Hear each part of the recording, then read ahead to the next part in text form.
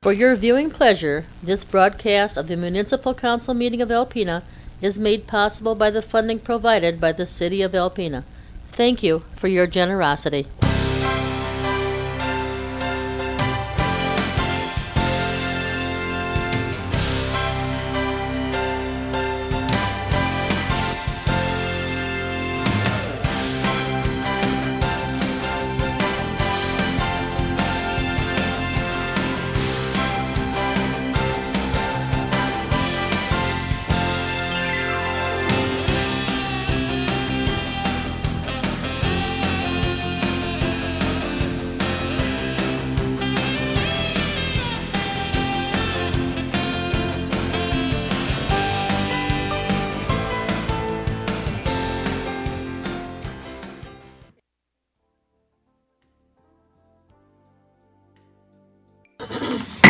Good evening and welcome to Alpena City Council meeting of September 2nd, 2014.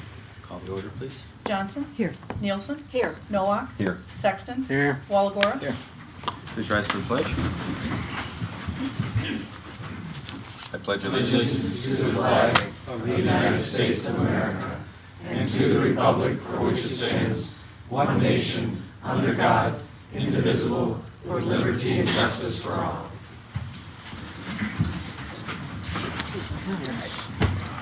Okay, everyone had the opportunity to read the minutes of regular session of August 18th, 2014. Any issues?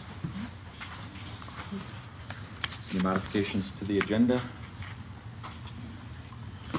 Citizens appearing before council on agenda and non-agenda items are allowed 5 minutes each to address your concerns. This is the only time during a council meeting that citizens are allowed to address council, with the exception tonight of the public hearing for the property located on River Street. So I'll take those comments later when we start the public hearing for that. But if you have any other issues or comments you'd like for council, please come to the podium and state your name and address for our records.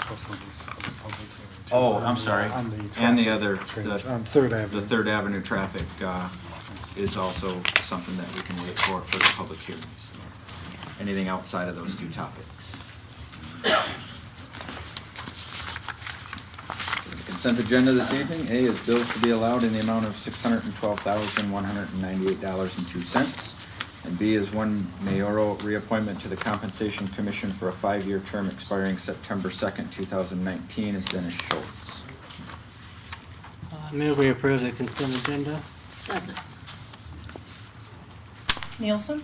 Yes. Nowak? Yes. Sexton? Yes. Walagora? Aye. Johnson? Yes. Okay, announcements this evening. A civilian commendation of Shalina, Mischley, John Knapp, and Derek Knapp. Chief Forbush is going to come up and start that.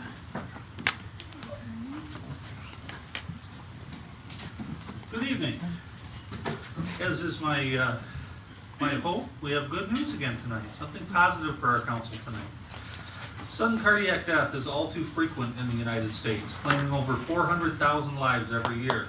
Some of these can be saved if several things are in place. The chain of survival includes early EMS system access through our 911 system, early CPR through trained bystanders, early defibrillation through an AED or early arrival of paramedics, and early advanced cardiac life support provided by our Alpena City County paramedics. If all of these things are in place, great things can happen. Joining me tonight are Melissa Tolan-Halleck and Stacy Croninger, who coordinate CPR and emergency cardiovascular care programs at Alpena Regional Medical Center. She'd like to very briefly share a little information on the importance of trained citizens and how to get that training. Thanks.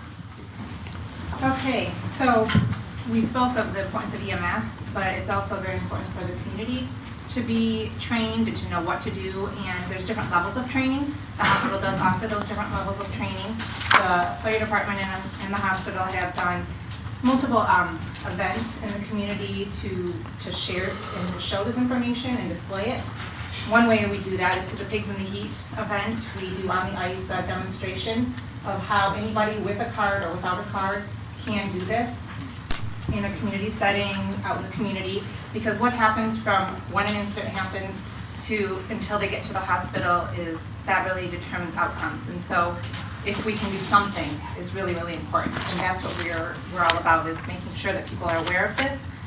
And one way we can do that is you can get a card from Advanced to Community CPR, and we do have that at the hospital. You can look at our website, myarmc.org or 356-8124, and call and get the schedule, or just look for events that we'll be collaborating on in the future, such as the Pigs in the Heat event, some different events in the community to show you the importance of this. Thank you. Thank you. On June 3rd, 2014, Bob Carr was enjoying a church softball game when he fell ill and suffered cardiac arrest. Shalina Mischley, John Knapp, and Derek DJ Knapp sprang into action, assessing him and beginning CPR. Alpena Fire paramedics Matt Miller, Caleb Borchert, Harold Knapp, and Rob Edmonds responded, provided advanced life support care, and because of this care provided by all, Mr. Carr regained consciousness at the scene. Today, Mr. Carr is recovered and joins us in recognizing these individuals for their role in saving his life. Could I have these individuals, along with Mayor Walagora, please step forward?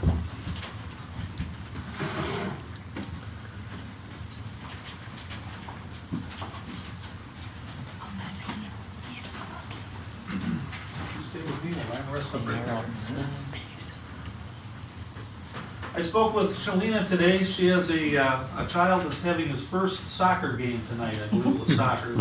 And that's a very momentous occasion if you've ever had a child playing soccer. So she's not able to join us, but she very much appreciated the recognition. What I have here is a civilian life-saving commendation offered by the City of Alpena Fire Department, Alpena County EMS, in cooperation with Alpena Regional Medical Center.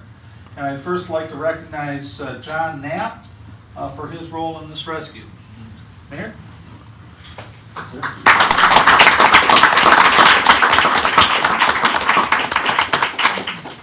And Derek DJ Knapp.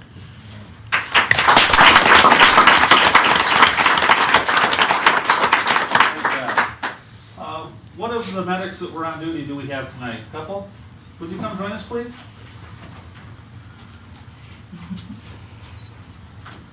It's been a very, very busy day today. I wasn't sure if any of them would make it. I think we had 6 ambulances out at once at one point today. This is Matt Miller and Captain Rob Edmonds. They were on the scene and involved in this rescue. And you know, we talked about the chain of survival and how important it is to have all of those different links. And this was one of those cases where we had all of the links. We had the early access. They called for help quickly. They accessed Alpena County 911, who provided emergency medical dispatch and sent the appropriate response. We had bystander CPR with the Knapps and Ms. Mischley, which is so important in providing a viable patient when we're able to get there and take it from there. And we had our medics, 2 on an ambulance that were at the hospital at the time, and therefore very close to the ball field, and 2 on our rescue unit responding from fire headquarters. And why do we do that? We do that to provide 4 skilled paramedics at the scene. It's kind of like if you were working on your roof. If you did your roof all alone, it would take a long time and it would be very difficult. But if you had a whole crew, it wouldn't take very long, it would be very simple. And it's kind of in an oversimplified fashion the same way with advanced life support. If we can put 4 medics there right away, it can make a big difference. They provided shocks, they provided 12 lead EKGs, they provided medications, but that wouldn't have worked had it not been for the CPR that was done in the first place. The result, very unusual, is to have a gentleman here alive talking to us tonight, and we're so happy to see that because all of the cogs in the wheel work together. So thank you all very much for joining us tonight. And congratulations on a job.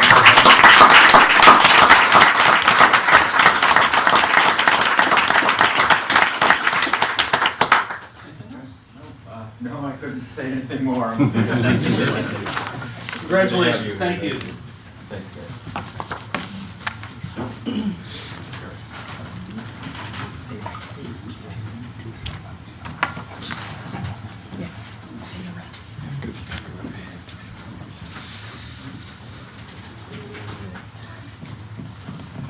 B is my pleasure to recognize a former patrol officer Robert Lang for his retirement from the police department after 12 years and 1 month of service to the city of Alpena.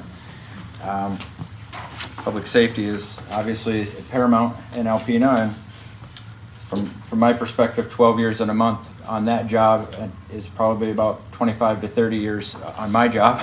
So We congratulate Bob and really appreciate his work with the city police department and the hunt team.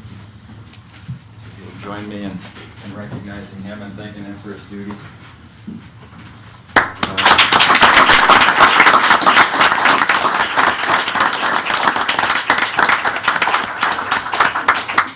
And his wife Mary, of course, as well. Thank you. Thank you.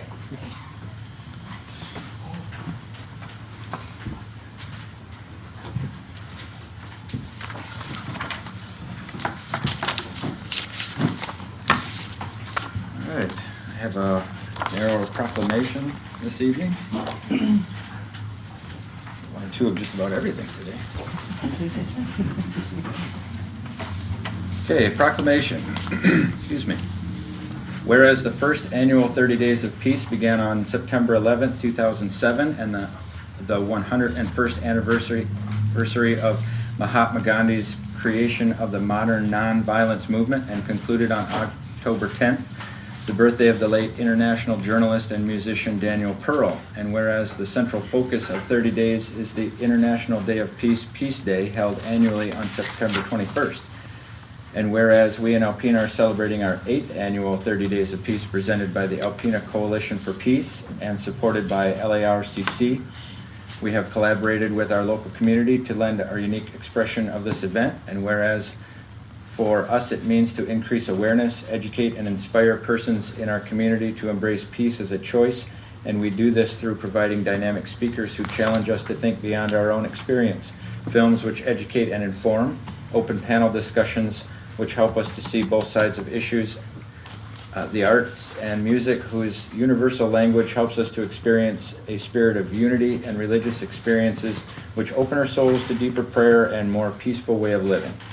Now therefore, I, Matthew J. Walagora, by the virtue of authority vested in me as mayor of the city of Alpena, do hereby proclaim September 11th to October 10th, 2014 as 30 Days of Peace in Alpena, and encourage the participation of all public, private, and homeschool students to participate in the Peace Contest and Peace Concert, and all citizens to be involved in the schedule of activities held during this occasion found at the Alpena County Library and advertised in the Alpena News.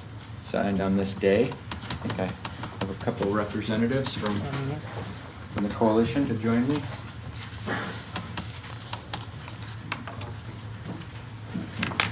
Carol Skiba and Mary. Sorry, I want to come up first.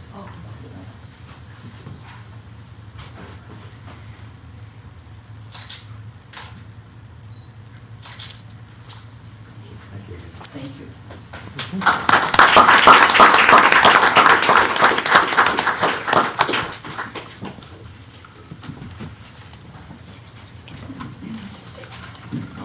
I gotta go to another occasion. Oh, so I keep it. Thank you, though. Okay. All right, a couple of public hearings this evening. First is establishment of a commercial rehabilitation district for property located at 225 River Street for the Amerilodge Group. Open the public hearing with a report from Greg, city manager. Redevelopment of the vacant property at the corner of 3rd Avenue and River Street has been a priority of both the city and the Downtown Development Authority for many years. As a downtown riverfront property, its development has been looked at as a catalyst for new and expanding commercial development in our downtown. In the mid-2000s, it appeared that the right project was finally coming together with the proposed River's Edge condominium development. Unfortunately, as they say, timing is everything, and this project did not have it. The housing market collapse, just as marketing of the units began, meant the project never had a chance to get off the ground. After several years and much diligence and persistence by Target Executive Director Jim Claridge, it appears that a new chapter in this key downtown property has begun. At its August 4th meeting, council was presented with preliminary plans for the development of a new 4-story, 90-room Holiday Inn Express. Despite the advantages of being in the heart of downtown and abutting the Thunder Bay River and the city's bypath, there are challenges in the development of this site when compared to a greenfield site outside the city, or even for that matter, a greenfield site in the city. The property is contaminated, and the difference in property tax rates, if it's located outside our city, directly impact the operating cash flow of the business. Consequently, city staff and representatives from the project developer, the Amerilodge Group, are developing a package of financial incentives to provide the necessary economic viability for the project. These include, one, the preparation of a brownfield plan that includes utilizing tax increment financing to fund a variety of eligible activities on the site, as well as the necessary reconfiguration of the street network leading to the hotel, which will be discussed in the next public hearing. And two, the potential abatement of local property taxes for a period of up to 10 years under PA 210 of 2005, the Commercial Rehabilitation Act. The brownfield plan will be developed over the next several weeks with its presentation to the city's Brownfield Authority in early November and the City Council at a public hearing in December. Any tax abatement will be an integral component of the final brownfield plan and is thereby a prerequisite of the plan itself. Under PA 210, all local property taxes on real property improvements made after the abatement is approved, and in reality, they could actually start construction up to 6 months before. So that is under the law. However, our timeline is setting the base value of the property so that we know what that increase is going to be. And they allow that abatement up to 10 years, anywhere from 1 to 10 years, which is ultimately the decision of City Council. The exact number of years that will be asked for has not yet been determined. We had a meeting scheduled this week with the developer and their brownfield consultant because they need to be here a week from Wednesday for a ZBA meeting, which they're requesting some variances. They asked to postpone it till then. So that save on travel. So we will be having our first meeting regarding both of these issues at that time. Taxes on the land and personal property are not exempted. Prior to applying for the tax abatement, the Act requires that a commercial rehabilitation district be established by the qualified local governmental unit, that being the city. The attached resolution, 2014-8, of which you have an amended version, and I'll explain the changes, would establish the Amerilodge Group CRA district. The resolution also contains a sunset clause terminating the district upon completion of the PA 210 abatement or 1 year after its establishment if no commercial rehabilitation tax abatement has been approved by them. So it is not a district that goes on forever. Prior to any action by the council, a public hearing must be conducted, which we are doing now, to receive public input. Notice of the hearing was published in the Alpena News on August 21st of this year, and written notice was sent to Alpena County, the property owner, and the developer by certified mail, as required by the Act. Additionally, since DDA TIF, or tax incremental finance revenue, will be directly impacted by both the CRA tax abatement and the Brownfield TIF plan, information concerning these financial incentive tools and a request for support was actually presented to the DDA at its meeting today. At that time, they did support the creation of the district, and were made aware that once either the application for an actual abatement occurs and there's a public hearing, the DDA will be notified, as well as the meeting regarding any brownfield, the development of the brownfield plan and approval by both the Brownfield Authority and the City Council. So they were supportive, though, of moving ahead with these incentives. If following the public hearing, council adopts the resolution, the act requires that a copy be forwarded to Alpena County by certified mail. I will probably myself hand deliver it tomorrow, and just simply have them sign that they received it. They have then, by law, 28 days in which they can reject the creation of the district by a resolution of the full board, Board of County Commissioners. I will be asking them to have this on their September 30th agenda, which is basically almost right at the 28 days, and present it and ask them actually to support the creation rather than the rejection or just doing nothing, which is what we did with Dean Arbor, where we also had to create a district to provide them with a tax abatement. Ultimately, the Amerilodge Group will determine which combination of incentives best meets its needs for the project. These will then be discussed with city and DDA staff, and a final incentive package will be developed that is mutually beneficial to the developer, city, and DDA. Approval of the CRA district provides the developer with the opportunity to apply for and utilize the CRA tax abatement as a component in its overall financing package. Staff believes it to be critical to the hotel's development that this option be afforded to the Amerilodge Group. Therefore, staff recommends that council adopt the attached resolution and direct the city clerk to forward a copy to the Alpena County Board of Commissioners as required by the act.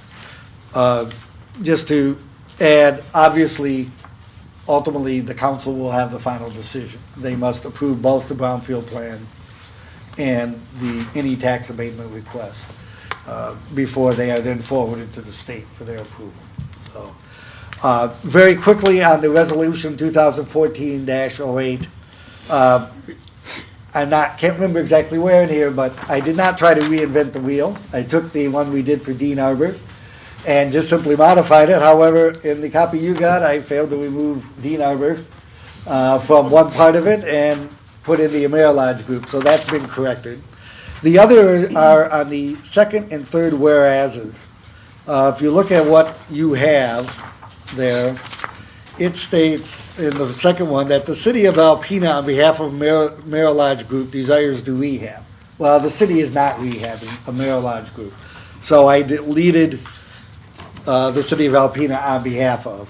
And I did insert it in the next one, because we are, on their behalf, requesting the creation of the district itself. Those are the only changes, otherwise everything else is as printed, and that's the resolution that we would ask you to adopt. I thought you left Dean Arbor in there just to see if I read it or not. I could have said that, but it wasn't, I just missed it. Okay, I do need to, thank you, Greg, and open for any public comment on this topic. Anyone that wishes to have public comment, come up to the podium, state your name and address for our records. Any written requests, or, I'm sorry, any written comments received? No. Okay, I'll close public comment on that. Excuse me, I'm sorry. Oh, okay, I'll open that back up for the record. Angie Skiba of 635 River. Regarding the motel, I am for it, and new changes and additions to Alpena. I did have a concern regarding when I looked at the blueprints and the plan at a previous meeting, at a zoning meeting I was attending. I am concerned about the screening that is going to be on the premises between the motel and the apartments, and I think that that needs to be discussed. If you are looking at that from a point of view, if you are a stranger in Alpena, what do you want to see? And I was told it was not going to go from the very front all the way to the back. It was going to be partial, and it is only going to be for one level. But I think that we need to think about that it's pleasing to the public eye and for safety's sake also. My other concern was they are stating that we have 80 parking spots that will be proposed to be on the premises, with the use of 18, possibly up to 20 on the other parking lot area.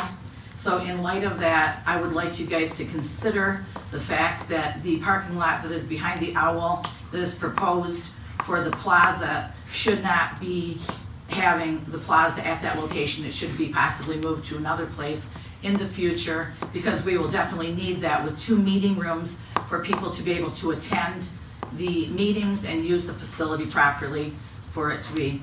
And as I drove through Alpena, I tried to look as a stranger would, and up here, look at the signage as you come in, and we discussed this at a previous meeting. When you drive in and you're coming down Washington Avenue and you head towards downtown, the first sign you see on the left says "Do not enter."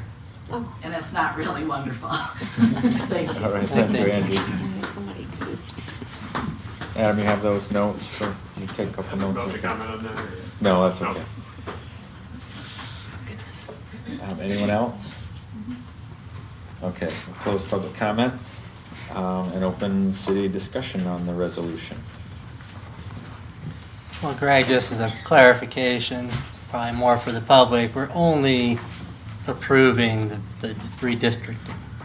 Right? Of This creating the evening. district at this time. They have not applied, they will have to do that separately, and if they are going to, it needs to be done in October so that we can get it down to the state by the end of October. Because by law, they have 60 days, the state does, the Treasury, to review and either approve or deny the application.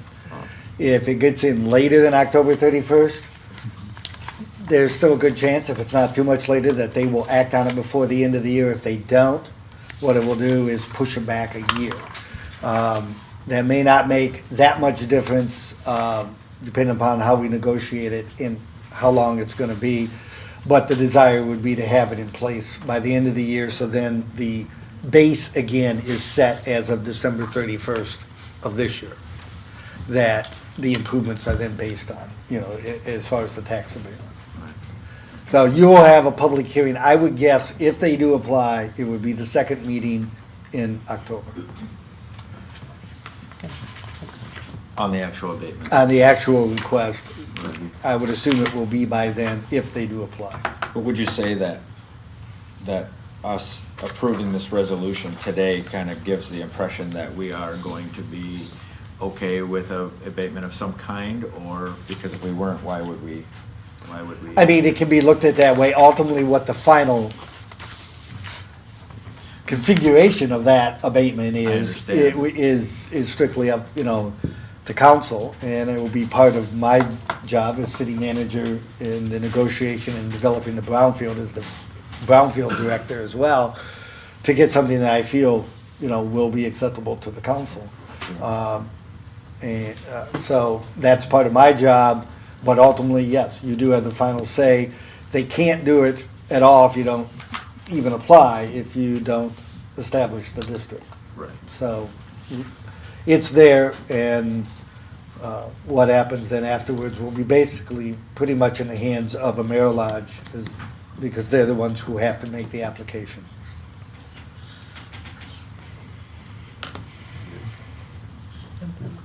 Any further comment?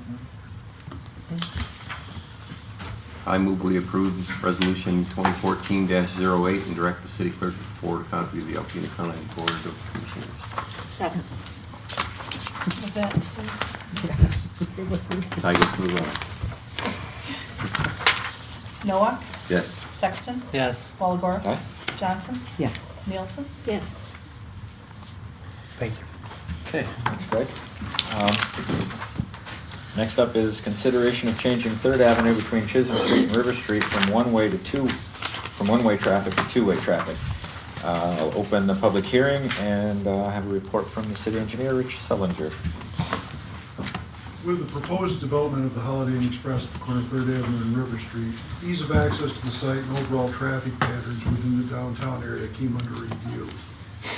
This is not something new. I mean, we've talked changing the one-ways to two-ways probably every 4 or 5 years since I've been here. And this has kind of been an impetus or a catalyst for us to really refocus and see what is viable. And while it's our intention to look at all of the traffic patterns, all of the one-ways in the downtown to see if we can convert them back to two-way, we feel that process is probably going to take a significant amount of time. And as such, we don't want to hold this portion up while we evaluate the other. So what we've developed is a plan to deal with this section of Third Avenue between Chisholm Street and River Street, and that piece of Carter Street at this point in time, and still keep our options open for looking at further changes and what we can do with Carter Street, and I'll explain that as I get a little bit further in here. This section of Third Avenue from Chisholm Street to the east is under the jurisdiction of the city of Alpena and a major street. It does abut the state trunk line, US 23. So with that, we met with Steve Conradson and staff from MDOT TSC here in Alpena. And Steve is in the audience tonight if we have any questions for him. But, and we've also met on site with both Steve and Rick Ferguson. Both of these folks have, it's been a can-do attitude from them, and been very supportive of the concept and basically what we do to help you make this all happen. So we're very, very pleased with that.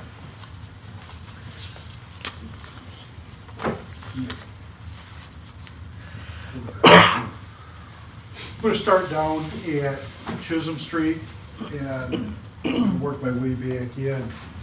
What we're looking at, or what we're proposing to do here, is develop a 3-lane cross-section where we have a through right-hand turn lane, a center left turn lane, and then an opposing lane of traffic.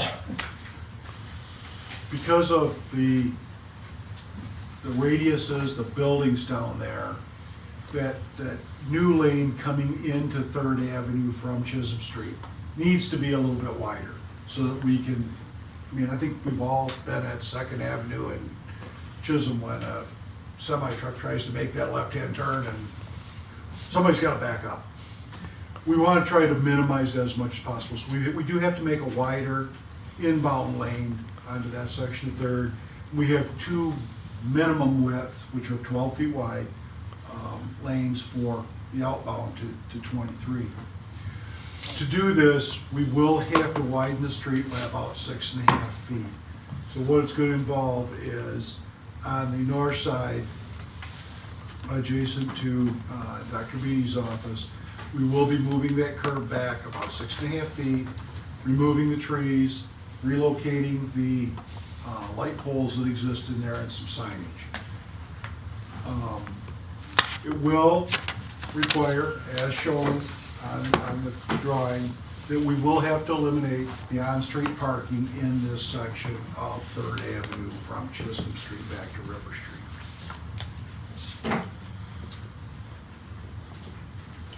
Moving back, we will also lose, I mentioned before up front, there's 2 spots here adjacent to the parking lot that we will also lose to facilitate that 2-way traffic. As we move back onto Carter Street,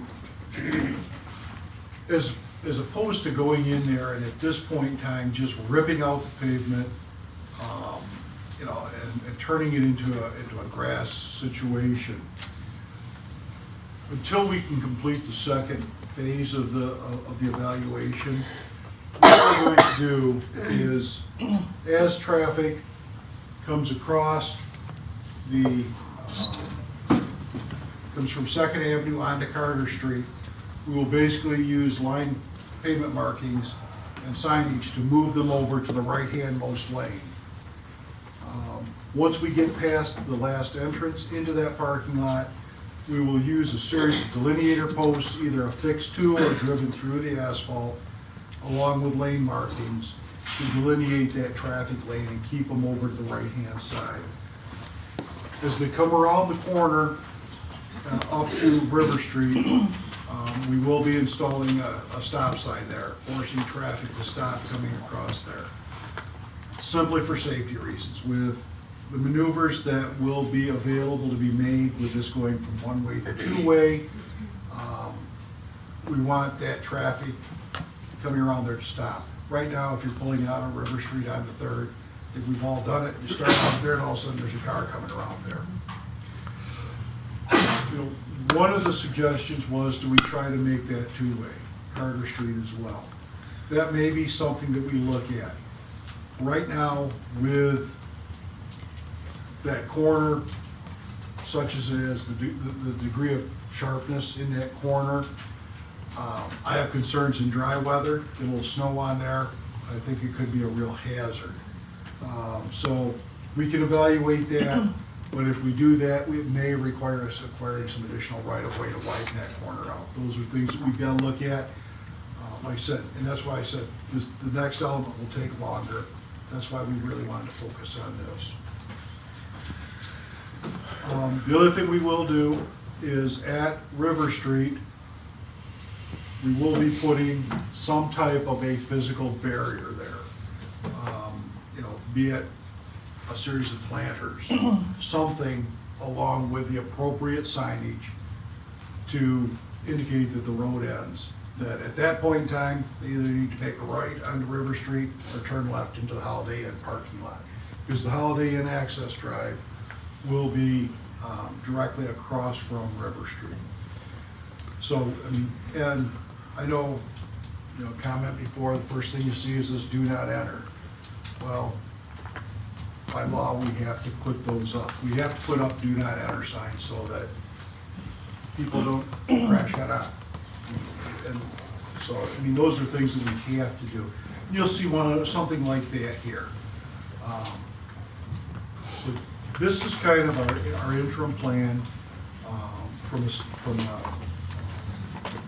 discussions with MDOT. It's very doable from their end. They've got some pavement markings to do, some signage to change, put up an additional sign at 3rd Avenue.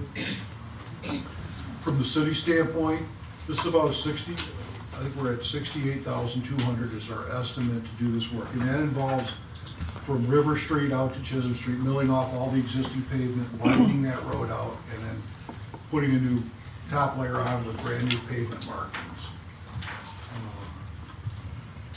Timeline, if it is really going to be predicated a little bit on the Holiday Inn Express. Originally, we were looking at doing it next fall. They or next spring, sorry, they copied. They have, last time we heard, they had accelerated their schedule. They were looking at trying to break ground this fall. It'd be nice to have this for construction access in there as short as road as possible. So right now, we're in an accelerated design mode on this. Matter of fact, we just issued the purchase order for some survey work to be done out there that both the city and MDOT can use.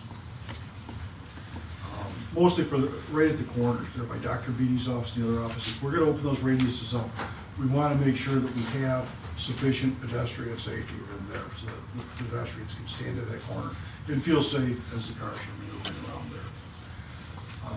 So that's kind of where we're at right now with this plan. Under our accelerated, if this needs to go forward, we're in a situation where we could have bids back. Our target would be to have bids back by the first meeting in October. I've already made some calls and have found out that I can have the mill come in while they're out doing another project and do this if we need to. So if we need to make it happen this fall, we can. If not, if it waits till spring, we've still got the bids and we're still in good shape to do that. So, I'm happy to answer any questions now or later. Rich, how much sidewalk will be left next to Beatty's? Right now, I think it's about 13 feet, so I think there should be about 7 feet left, as I remember right. Okay, don't go too far, because we're gonna let you do your report, and that's the report at this point. Don't go far, because I'm sure we've got some questions for you. Before we get to take up some time with council's discussion, I wanna open it up to, I think it would be appropriate to open it up for public comment. Although there are quite a few more questions that we probably have for Rich. Is there any public comment on this here? That again would like to come to the podium and state your name and address for our records? Mark Hunter, 614 8th Street. One consideration is pedestrian traffic needs to be considered as part of this. You know, if part of the idea is the hotel's supposed to be good for downtown businesses, you want people to be able to walk out of the hotel to local businesses, restaurants and whatnot. If they have trouble getting across the street, that's not good.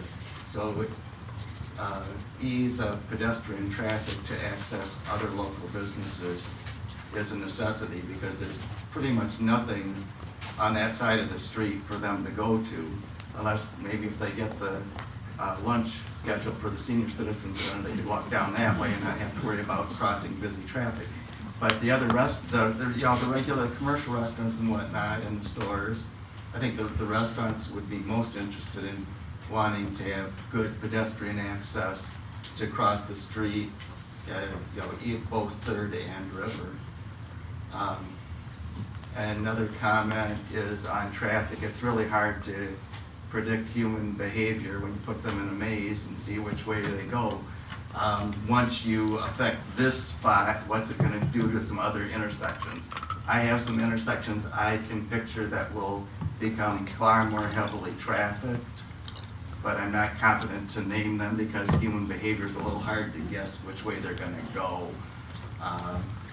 So when they do their additional studies, I think they need to look at intersections, say at least 1 and 2 streets away, to see what happens on Second and Chisholm, and what do people do coming in on 32? What is their habit when they come in on 32 as opposed to 23 to get to this hotel? I don't know. Those are my ideas. Thank you. Thank you, Mark. Thank you.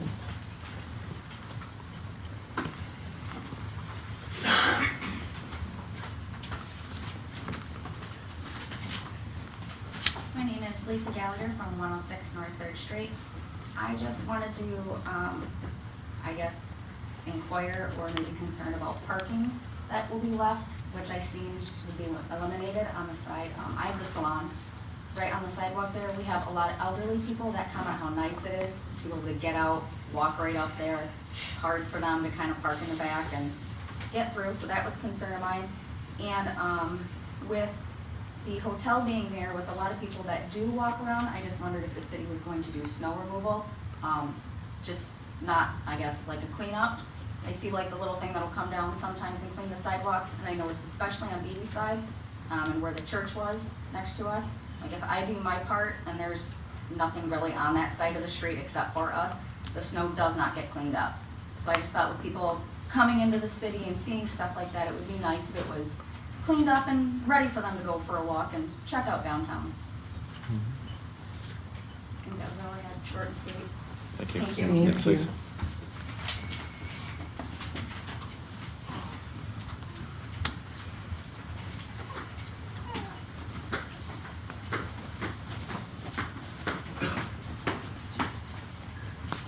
Angie Skiba, I already said.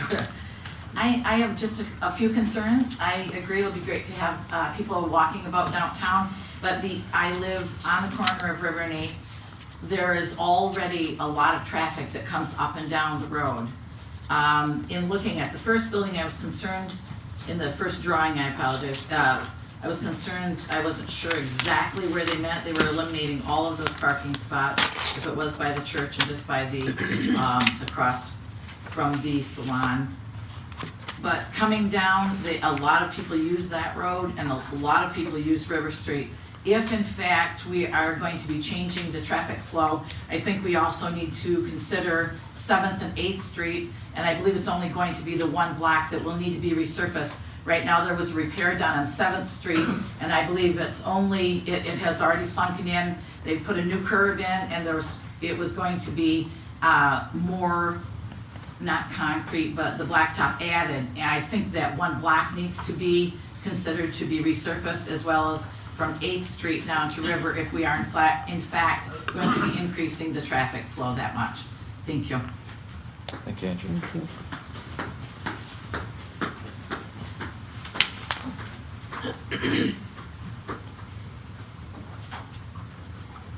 Anyone else? Any written comments? I did not get any. Okay, I'm gonna close public comment, and Rich will probably come back up. City council discussion, which, like I said, I'm sure there's quite a bit at. I don't know if I wanna open, since I'm already rambling a little bit. I guess I'll just throw out a couple of quick questions. Dr. Beatty is aware of this? We sent public notices to all of the property owners along there, as well as Myers First and Fashion, the bank on the opposite corner. So they were all notified of this meeting, sent an invitation with this drawing on the back so that they would see what was going on, as well as all the members of the community development. Okay. And I guess my only question, I guess tagged onto that, is that moving that 6 feet towards his building, is that, and that's all to take place on city property? So nothing changes with what he owns and operates at that point? Will there still be, is there a sidewalk? There's gotta be a sidewalk there on that side of the street. Yeah, the sidewalk goes all the way from the building to the back of curb, so we're gonna use about 6.5 feet of it. If you happen to go out there, there's a joint that runs right along there, basically about back to that joint is what we're gonna take out.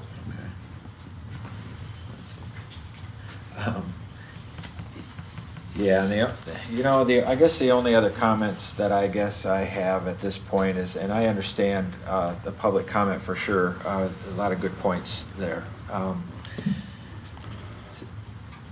Something, in my opinion, something has to be done. I drove around quite a bit and try to give myself the perspective of not knowing what I know about the traffic flow in Alpena, and trying to get to that location is, I mean, it would be mind-boggling for somebody to try and figure out how to get there. So I agree that something has to be done to help them with someone coming off of 23.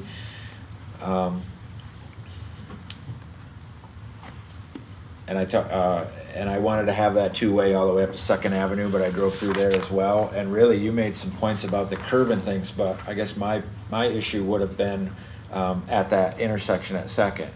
If two-way flow was coming that way and someone was coming from here, say, you could sit there for quite a while trying to figure out where everybody's gonna go. It's already kind of a wait there, so I guess I'm okay with your plan right now. The worst thing for me right now is obviously losing the parking in front of the area where the shop is and where there was a religious institution there. The other two parking places, I'm not sure if anybody has ever even parked there. I usually never see them there. But the other ones, I mean, that's unfortunate, to say the least, as far as the parking goes. I don't know how that street was before. It was one way. I'm not sure if I had a license then. If I did, I didn't come into town much. I don't know, I'm sorry. But I agree that something has to be done there. My hope is that that whole area around Carter Street doesn't look like it's under construction forever. With the barrier and I'm assuming that you're talking about like putting those plastic posts up or something coming around there. Something along there is what we're looking at. And I know what you gotta do. That's the downside, one concept, like I said, one concept may be that entire area of Carter Street from Second Avenue to River Street, it may become a parking lot without Carter Street even going through there. So if that's the case, I would still like to retain that asphalt to be able to go back in there, for people to drive back in there or come out. So I don't really want to just rip that asphalt out and then a year from now go back and put it in. Yeah. So and this was the simplest way, most cost-effective way to channelize the traffic over. And yet, you're right, it's gonna look like the Michigan fourth season of construction, because there's gonna be stuff, orange and white delineator posts out there to move the traffic over. But this is not something that, this next phase isn't something that's hopefully gonna take 2 years. I mean, we're gonna progress right into it and look at it. So it may be a situation that even next summer, we could continue on with additional improvements. It may be the summer after that, but if we have a plan, then at least people can tolerate that for a little bit. Yeah, and like I said, I understand. I get what you're doing. I guess my only suggestion would be, and I know you and Sean are aware of how things work, and what has to be done. And with plowing coming around there, if it can all be done with like yellow hash marks or something, I mean, I guess that would look better, be a little bit better. I'm assuming that this barrier and that area is gonna have, do not enter signs, and those are, it just. Necessary, yeah, but.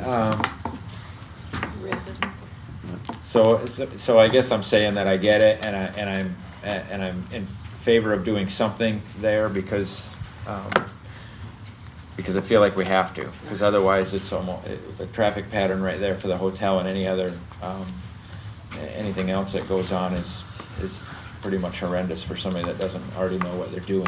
Have you taken into consideration what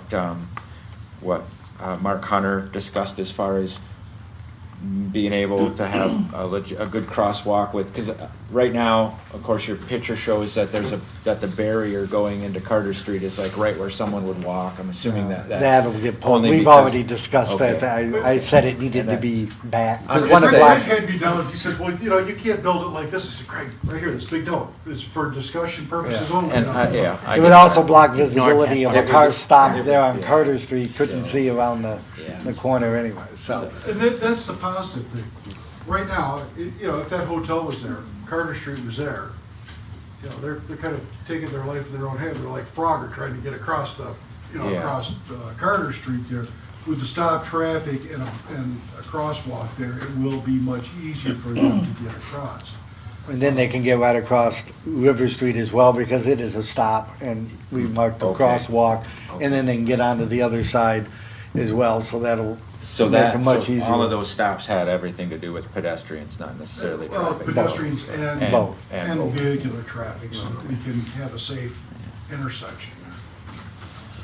Undoubtedly, crossing will be easier there than down where the other part of River Street meets, because you have that ongoing traffic in both directions that doesn't stop. And so, you try to cross it now, you wait, you look for the cars coming around Carter, and can I get, and then judge your time to get across. Whereas, it's much easier up here with the stop sign now. We have, and the state has pedestrian signals at Chisholm Street for, a signalized crossing with ped signals so that they can cross there as well. And I guess I'll just open it up for anybody else's questions or comments. At the stop signs, pedestrians have the right of way anyway, don't they? They're That's what I keep supposed telling- to. Yeah, they're supposed to. They're supposed In most to. yes. They have the right of way at the stop sign, so that, if you're turning right, somebody's waiting to cross there, they have the ability to cross. 'Cause I always told my kids, don't trust them. I don't know if this is, I worked in that area before, previous, the last few years, and it was very unsafe if you go down, back a little bit, to the intersection of River and Third, with that parking lot entrance, to try to cross Third to go to the businesses there was scary as heck, because people whipped around that corner speeding, and you never know, if you got to the middle of the street, somebody was gonna beat you to there before you could get across. The other thing, I see it as, it would be much safer to have a crosswalk there, and whatever it takes to get people across safely. The other thing I always noticed is the parking lot behind Dr. Skiba? Beatty. Skiba's office. Beatty. Mhm. Beatty. Beatty, I'm sorry. That's okay. I'm thinking about Miss Skiba. At any rate, that parking lot is rarely full.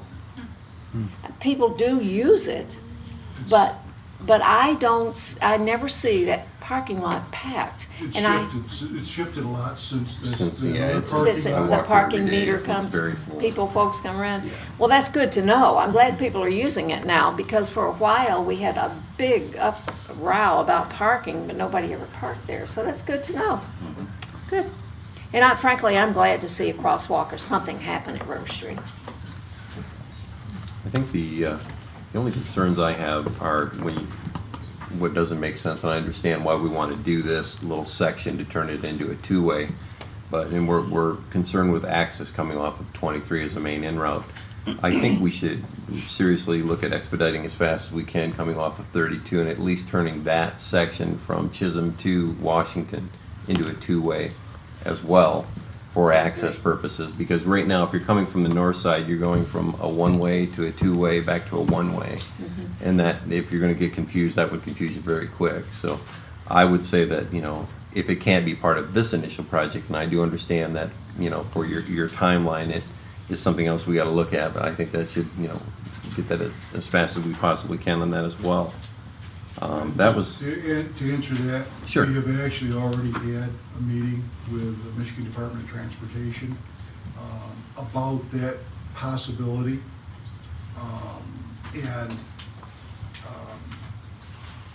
Steve, correct me if I'm wrong, but it's not something that can be done here at the Alpena TSC level, that it needs to involve Lansing. Yeah, we're getting into a turnback situation.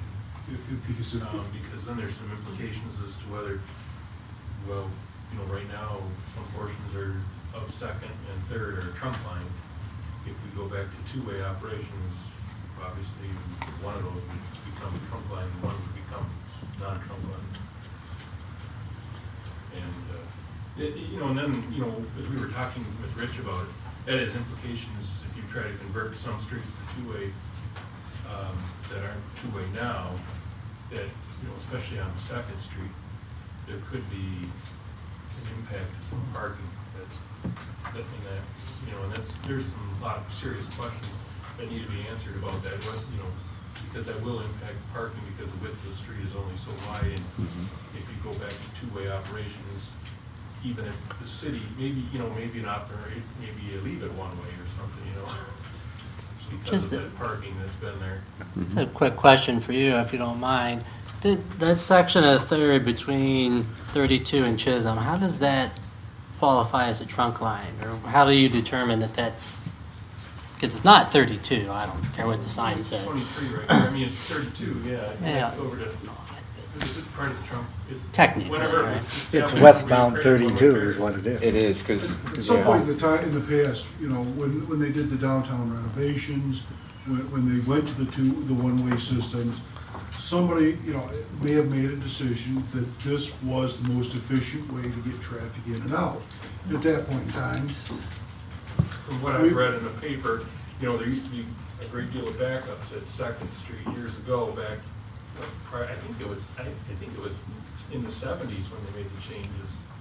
I know it's part of my arrival in town. Because if you're coming in on M32 and you're going to US 23, M32 is Second Avenue all the way to US 23 Chisholm Street, but that's only one way, and so the other way is Third Avenue where that is, so that's why it's trunk line. you've initiated that discussion. It's something, and again, this is not, it's one of those things that, had we tried to do this all in conjunction with this, it would have bogged the whole process down.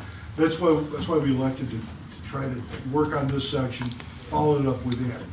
You know, and we didn't know, quite frankly, at the city level, it was involved. Oh, here it comes. I just was gonna say, you know, one of the things, if you're trying to be pedestrian friendly, is also to keep your sidewalks, you know, of a certain width, so people don't feel like they're gonna be sucked up. And so, I mean, you know, right now, you know, I see Second Street as, you know, it has really generous wide sidewalks that feel comfortable to walk on.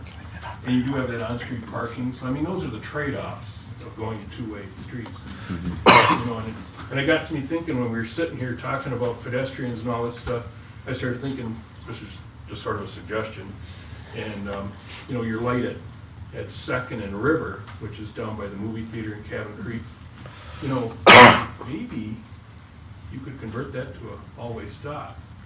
That might be more pedestrian friendly too, you know, as another little tweak, you know, if you want, just, it's an option. You know, if you're really trying to, you wanna make it friendly for the downtown and, you know, wide sidewalks, anything to help the pedestrians those are key things to do, so. I'm glad the state would offer to do that for us. So. We do appreciate it. Well, Yes, we do. you know, as Rich said, you know, I remember I don't know how long ago it was, 10 years or whatever. Sean, you may have been on the council then, when, you know, the issues of two-way on Second were brought up. And the council was really looking at some definitive position by the downtown businesses and property owners, and there just simply wasn't one, and nothing did happen. Because you have the issue, if we widen the street, you lose the sidewalks. And I guess, Steve, based on other cities I've seen, our sidewalks are not that wide. No. And so when we narrow them, like we have to here, it does have an impact. Fortunately, we don't have any storefronts on that side where we're reducing the sidewalk. But you do that on Second, you have a real problem, especially with outdoor dining and everything that we've added. So you've only got so much from curb to curb, and if you go two-way, you get parking on one side. If you keep one way, you can have it on both sides, and there's the rub, which one is more important. And that's why we know it's gonna take much more discussion, and we didn't want to tie up what we needed to do for this project with that. Our intent is, as Rich said, to move right into it, but we know it's gonna take a lot more discussion on the part of council, the public, the DDA, the businesses, and so on, to come up with hopefully a consensus of which way to go. You're not gonna please everybody, but if you can get a consensus, then you'll know what to do. Rich, I have a comment similar to the mayor's, where I understand the need to kind of focus on what we need to do to get the hotel here, and to look at these other issues later. And I do think Third being two ways, it's gonna have to happen to accommodate that. My only concern is I don't wanna get lost with just that and eliminate some options we would have down the road as far as the big picture goes. And I guess one, I'd be real curious is to hear a debate on why we even need Carter in the first place. And I think you kind of mentioned that, but I don't want to jump in and do the project and then realize, you know, if we would have decided to get rid of it earlier, this would have been easier to do later on. One other thing that was mentioned, and I think Mark Hunter mentioned it first, and this is probably for Leslie, she's still back there, time to Wickham. You want to talk about making it a little friendlier for pedestrians. You know, part of the benefit to have the hotel here is to benefit the downtown. So I think we need to look at how we can physically funnel people out of that hotel, foot traffic, into the downtown where we want them to go. If you just wander out there and take off on Third, you're not going to maybe get to where you want to go, or you're not going to see a lot. So I'm sure it's a later discussion, but I think with the DDA, we really ought to look at how can we take the visitors and push them in the direction we want them to as far as foot traffic goes. Also, it doesn't sound like that stretch of Third is going to be two-way anytime soon, if ever, between 32 and 23. We need to probably look at routing people from 32 that are going to the hotel then. If not, they're just going to come into town and drive around in circles till they find it. So, you know, if part of the rationale now is so it's easy access from 23, and Mike mentioned we want easy access from 32. If that's further down the road, then I guess I'd be interested in what's the short-term solution as far as routing people to that site. And one other thing for us to look at, or maybe Adam, that Angie mentioned, is going to change the traffic pattern in the community, because people who live here are going to avoid the hotel traffic. You know, I think people are going to start finding different ways to get there.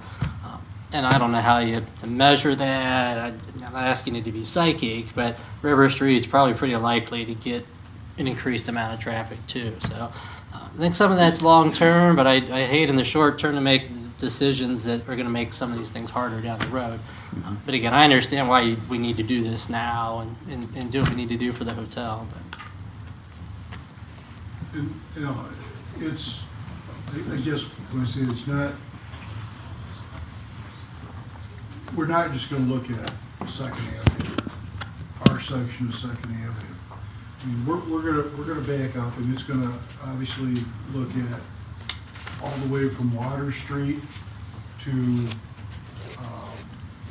up Chisholm Street, some distance. You know, the section that Angie mentioned, we knew it needed more than the repair that we did, but we weren't in a situation to make that happen that fast. So, I mean, we recognize that there's some streets that need to be repaired. We're fortunate, River Street's been reconstructed. Is it gonna be a shortcut?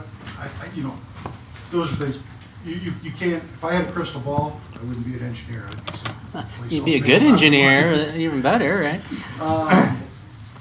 But we are gonna look at, you know, the impact of coming across the bridge and what it does. What happens if we do Second Avenue? You know, we're having those discussions with MDOT on what we can do, and basically what it is. If Third Avenue, and what Steve was kind of getting at was, if Third Avenue is two-way,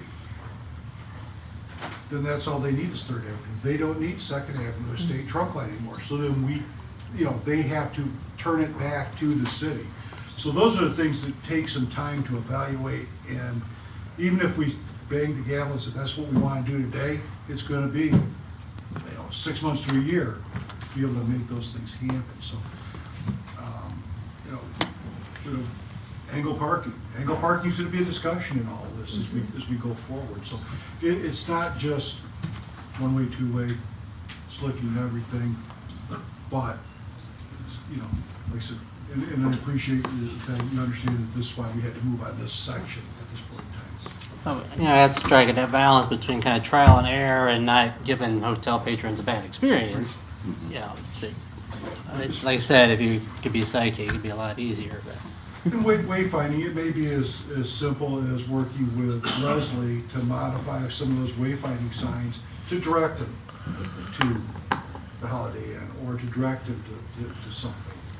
So, you know, those are things we have to look at, but even if they broke ground tomorrow, we've probably got close to a year to get that in place. Yeah, because if you're looking, again, if the trunk lines stay the way they are and you come up 32 heading east in the town, it may, and again, that's what we have to look at. Does it make sense to turn the people left onto Chisholm and then right on the Third to get to the hotel, or to direct them straight up Second to River, and then they can pull directly up into the parking lot at the end of River there, where it meets Third? If they're coming from the north, it's kind of a no-brainer. They will turn on Third. That would be the idea. So those are things we're gonna have to look at, and a lot of how we reconfigure the streets, if we do, are gonna play into that in terms of what that routing's gonna be. And then hopefully all the GPS companies will update their maps once we have our changes in streets, so they'll be able to direct people who punch it in the shortest way to get there, and simplify it for all of us that way. However, sometimes when you get those, you don't know where you're going to end up, so I don't know if that's a good thing to rely on, but the unfortunate thing of losing the parking, and certainly for the salon, we understand. The unfortunate thing we have is not only do we not have real wide sidewalks in most places in the downtown compared to other communities, but we don't have a lot of room from curb to curb as compared to many as well. So our options are very limited. And when you try to put, as soon as you put two-way, and you're gonna have a left turn lane in there as well as a straight right through and then the opposite, you suddenly find there is no room for parking. You can't get that fourth lane in. We simply don't have it. Even with the widening, primarily because of turning movements, because we gotta assume there are going to be larger trucks turning and going down Third who are gonna be making deliveries to the hotel. And so they're gonna need to be able to get in there, and I wouldn't wanna have a car parked there and them swinging around, because they're either gonna hit a car in the opposite lane or they're gonna hit a parked car, because there's simply not enough room. Because I asked Rich, I said, well, as you go up here farther, once they get around the corner, can we leave any of those parking spaces in? And we don't have the width to have proper lane width and then still have 9 feet or whatever we have for the width of a parallel parking. And that's just something we have to deal with. There is no solution that just works for everybody because of what we have to deal with. I assume there's a second driveway for the hotel. Well, yes, there's actually a double drive on River Street where the canopy is and that. As well as an access off from that parking lot. Right, it's not shown on here, but yes, you approved at an earlier meeting the connection between their parking lot and the city one there. And that will also be in there as well. These puzzles are a lot more fun than when you start with a blank slate. Probably. Yeah, this will be a whole lot easier. And, Yes, development is much easier than redevelopment in most cases. and, yeah, and like I said, a lot of good points, and certainly sympathize with the salon. I almost feel like or say, well, somebody that's been there as a current merchant for all these years is kind of falls by the wayside of something new. I guess we can only hope that somehow this development helps your business for some trade-off of what looks like parking, the demise of the parking spaces. If we could do both, we certainly would. And Mark's comments for the pedestrians as well. And just as a quick side note, as far as the snow removal, it's certainly something that the DDA and the City of Alpena and the Engineering Office and the DPW should once again get together and sit down and see if there's some alternative that we can do to help that. I don't want to get into a conversation about it right now. They already are. But you already are, so Yeah. that's very good. That's happening. But otherwise, it seems like a good start, what you've proposed to move on with. And like I said, my only concern was just how construction looking that will look for quite some time. So really, anything you can do to make it look green or acceptable or. This is shown as orange just to show up on the drawing, but Yeah. it could be, as an example, they make those round stone planters that you can put trees into. Those could be a lot in there. The delineator posts, for lack of a better term around there, are inexpensive, short term, and I can tell you right now, they're gonna get mowed down. So you run right over Yeah. those, yeah. Yeah. They're gonna get, Well, plowing. they'll They get plowed knocked down, by a so, plow. yeah. So those are things that, I don't wanna put something there, somebody gets over too close, they're gonna rip their mirror off, do some Right. damage to their car. And actually, the local drivers more than likely take that fire lane around there already. But So if you go fast, if you slide over there. it's pretty much where you end up. Just, Greg touched on something I was gonna ask you anyhow, but just on the GPS thing, how does that work? A lot of times it's up to. Is it pretty elementary? It's up to, they'll take input from drivers, and, if you buy one that doesn't have updates, you're stuck with whatever map is. But how do we tell them that we've? That I don't know, I'll have to follow Oh, up on that. okay. That's what I wondered, how do we? I would think Amerilodge Through all this would trouble, inform people looking at the Yeah. companies that we have another side. Put a sign on there, on the Yeah. road so they can see it from their I satellite. hope so. So with that, I guess we've wrapped it up. Do you need action from us on this, or this was just a? I don't- Unless you tell us not to do it, what's been proposed, the intent is to move forward with this first step. No one's saying. In just a decent amount of time can, and maybe staff come back with, here's the other issues we need to look at. Yeah. Down the road, just so we know we're not dropping the ball on some of the other ones. I think once we get this going, the intent will be to move on to that. And,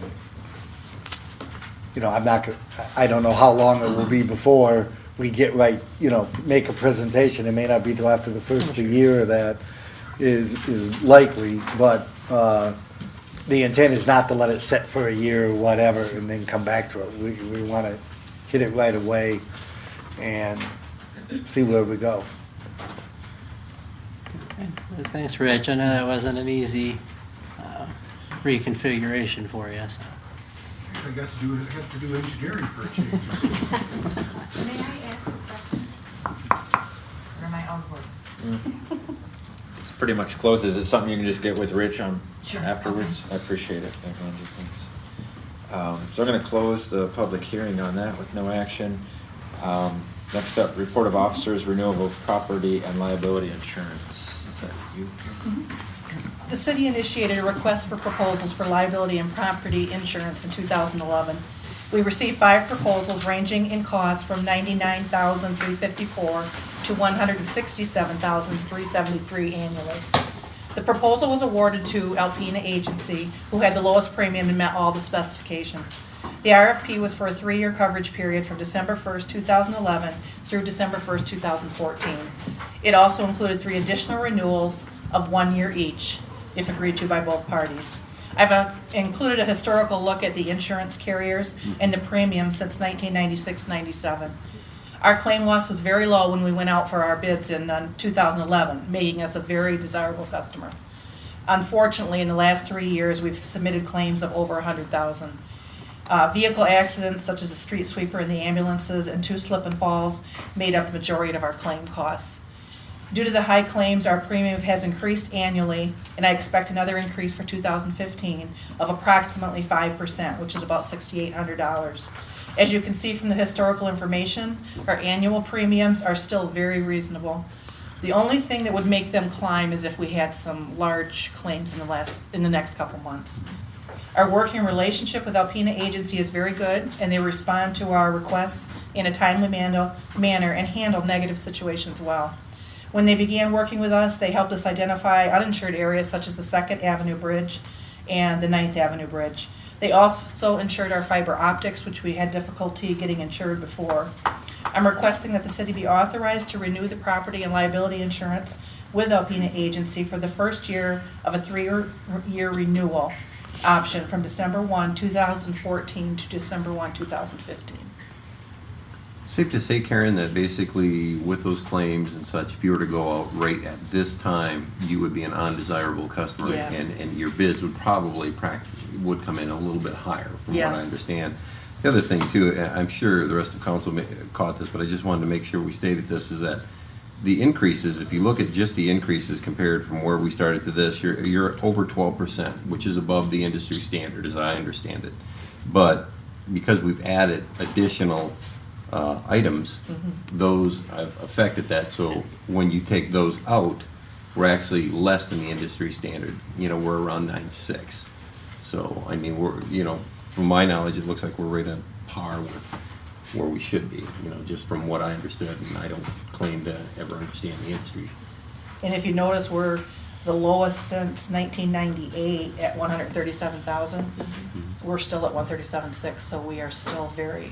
Did we drop some major coverage rate within that? Was there? Basically, the DART buses. Okay. All, you know, there were 6 or 7 of those. That helped a lot Okay. with our claims. Yeah, we had a huge injury claim where a person ended up in a coma, and it was costing, last time I heard, that the payments out were $1 million at one time. I don't know where, you know, what happened as far as the final result with that, but yeah, it made it much harder to get insurance as long as we had DART. Now that that's part of Thunder Bay, that's not an issue. It is For costly us. to go out too often for this type of insurance also. Okay. Is it typical turnaround time about every 6 years is kind of the max for rebidding something like this then? Yeah, I've been told about 8 years, and you can see every time we've gone out, except in 2011, we jumped up $40,000 in costs, you know, our premiums, so. It depends on, you know, as long as Trident is the carrier that Alpena Agency uses, as long as they're reasonable with their jumps on us. You know, we're the ones that had the large claims, so hopefully we can, if we can get a better history in the next couple of years, that would help us tremendously. We all hope for that. The deer have to stay out of our way. Yeah, exactly. Deer And concrete, Yeah. chunks of concrete. Thanks. Mhm. Okay. Looking for a motion. Yes. Move to renew the property and liability insurance with Alpena Agency, Inc. for the first of 3-year renewal option from December the 1st, 2014 to December the 1st, 2015. Second. And I will come back next year again and see how we've done and report to you on that. Thank you. Sexton? Yes. Walagora? Aye. Johnson? Yes. Nielsen? Yes. Noah? Yes. Thank you, Karen.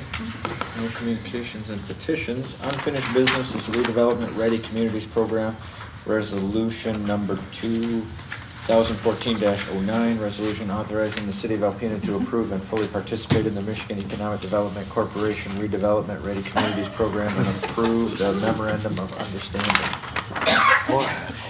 We like to make the titles fun. I did that better than I did the proclamation that I practiced all weekend. All right, well, as we discussed last meeting, the Redevelopment Ready Communities Program is a no-cost program designed by the Michigan Economic Development Corporation to assist local municipalities in establishing sound foundation for redevelopment and investment to occur in their communities. The program measures and then certifies communities that integrate transparency, predictability, and efficiency into their daily development procedures. The attached memorandum of understanding, or the one you should be looking at, commits the city of Alpena to participate in the Redevelopment Ready Communities Program, the RRC program. This includes working towards meeting all the requirements of the RRC best practices and providing the MEDC with periodic reports on our progress. Planning and Development Department will serve as primary contact for the program, although a number of other departments and agencies will be assisting us in attaining those best practices as well. Overall, this program is an opportunity to make the City of Alpena development process more streamlined and transparent. The MEDC is providing a team of professionals for their analysis of our processes at no cost. Many communities would have to pay private consultants for the same services. Upon receiving the RRC certification, the MEDC will market several development sites within the City of Alpena, utilizing their statewide and national contacts, in addition to performing a detailed marketing study on a downtown development site of our choice. Attached is a memorandum of understanding as well as a resolution authorizing the City of Alpena to participate in the RRC program. It's my recommendation that council approves the resolution and the mayor signs the attached memorandum of understanding. You're comfortable with the workload from the city's perspective? Absolutely. I mean, there's certainly going to be some work involved, but we are busy. But at the same point, if we don't start on these changes, well, they may never get done. So I think it's something we can handle. I certainly liked what they had to say last meeting and how we can utilize that. So thanks for all your effort on that one. Unless we had any other discussion than we had last meeting. I move we approve resolution 2014-09. Second. Walagora? Aye. Johnson? Yes. Nielsen? Yes. Noah? Yes. Sexton? Yes. Thank you, Adam. I move we adjourn to closed session. Second. Johnson? Yes. Nielsen? Yes. Noah? Yes. Sexton? Yes. Walagora? You are watching All About Alpena.